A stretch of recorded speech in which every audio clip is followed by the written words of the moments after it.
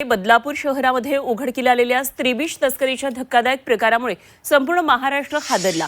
गरिबीचा फायदा घेऊन महिलांना पैशांचा आमिष दाखवत त्यांच्या आरोग्याशी खेळणाऱ्या या रॅकेटची दखल आता राज्य महिला आयोगाने घेतली आणि आयोगाचे अध्यक्ष रुपाली चाकणकर यांनी आज बदलापूरला भेट दिली, परिस्थितीचा आढावा घेतलाय आणि या गुन्ह्यामध्ये सामील असलेल्या IVF आणि सोनोग्राफी केंद्रांवर कठोर कारवाई करण्याचे आदेश दिलेत। या प्रकरणामध्ये बोगस वैद्यकीय कर्मचाऱ्यांचा सहभाग असल्याचं चाकणकर यांनी म्हटलंय।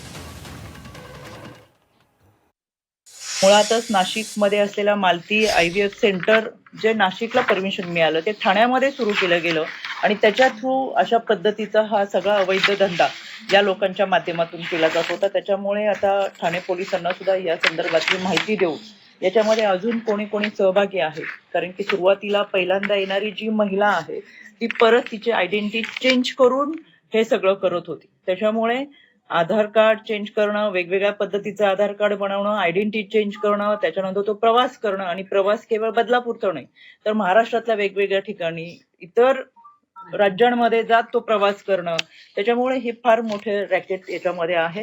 याचा पूर्णपणे तपास हा झालाच पाहिजे। पुण्यामध्ये असलेले IVF सेंटर ठाण्यामध्ये चालू होतं, तर तशा पद्धतीच्या CS-ना आम्ही सूचना दिलेल्या आहेत। आजपासून हे धाड सत्र सुरू होईल। याच्यामध्ये डॉक्टरच आहेत असं अजिबात नाहीये, कारण की बोगस कागदपत्र वापरलेली आहेत। त्याच्यामुळे चुकीच्या कागदपत्रांचा वापर करून कोण अशा पद्धतीने करत असेल तर त्याच्या सुद्धा सूचना FDA ला आम्ही देणार आहोत आणि त्या पद्धतीने ही पूर्ण कारवाई होईल।